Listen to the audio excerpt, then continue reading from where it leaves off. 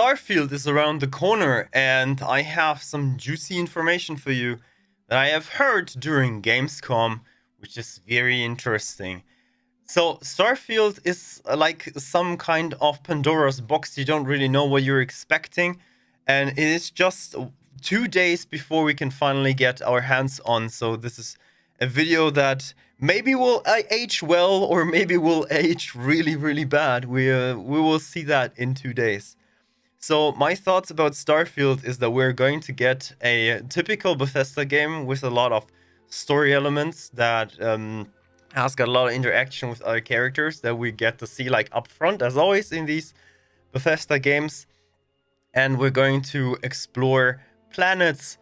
A lot of those planets, some of those planets are basically just barren. We all know about that ratio. I think it was 20% are actually like colonized or whatever, and the others are just barren for some resources. But I mean, hey, that's fine.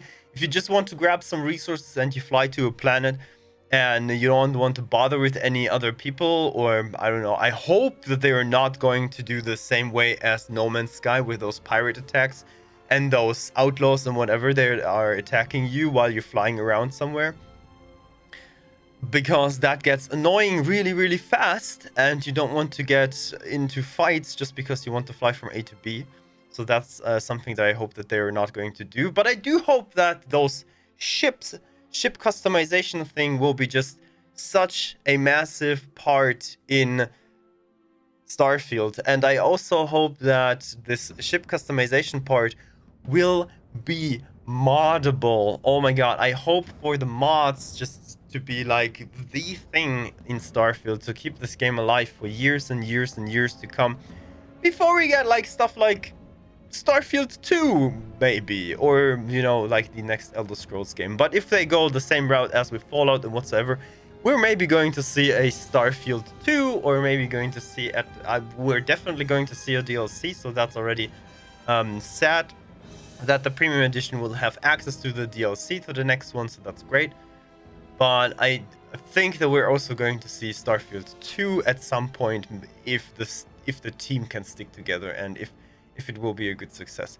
So modding, and also modding with that ship customizer, that could be so cool. Just think about the ships that you could mod into the game, and then also like mod modules into the game that then you can like build your own ships out of completely different mods, like I don't know, Battlestar Galactica mods, and typically Star Wars, maybe even Star Trek. But like there are way too few Star Trek mods out there. We need more Star Trek mods. Don't just focus on Star Wars all the time.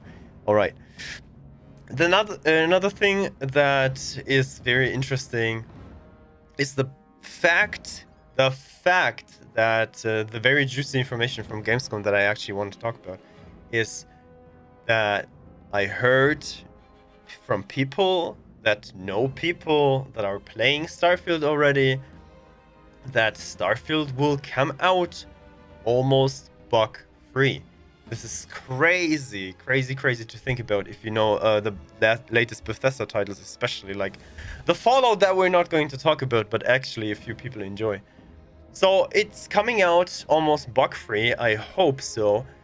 But of course, something else that I recently thought about is that they cannot foresee all the hardware combinations that we're going to use. Of course, there are, I guess, companies that do that as a service to test your games on different hardware combinations, but definitely not for the entirety of the game. So that's something that we will have to experience while the game is out.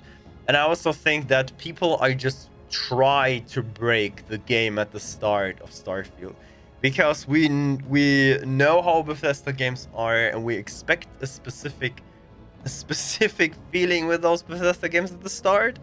And so I guess even if the game is potentially very much bug free, it's not 100%, and people will find those percentage that are bug infested. So that will be a very interesting time on YouTube to see people are just exposing a lot of bugs and having some funny stuff around that. But what's really nice is that the gameplay actually should be like really good and engaging, and is like people are already spending hundreds of hours. Like I don't know who these people are. I guess like for major magazines or whatsoever, they're already like into the game, playtesters and whatever. They're hundreds of hours into the game, and they say that the gameplay is just really good. And that's a really good thing and a really bad thing. Why is it a bad thing? Well, because we all will lose so much time in our life spending in Starfield, and I really hope that this will be a very good time. So I will be playing it. We're starting at September 1st on twitch.tv/CaptainCollins, and I will also start making videos here on this channel, Captain Collins, for Starfield and for guides and maybe some stuff that will help you along the way, and also a little bit of entertainment along the way too. So I hope that you stick around for all the Starfield content that is going to come, and we'll see us the next few weeks a little bit more, hopefully somewhere around in our customized ship with a character that is not speaking. Another news that the character almost had a voice, but it doesn't have one now, so it will have my voice in my case. Your voice in your case, right? So great. See you there. Have a great time in space, and well, bye bye.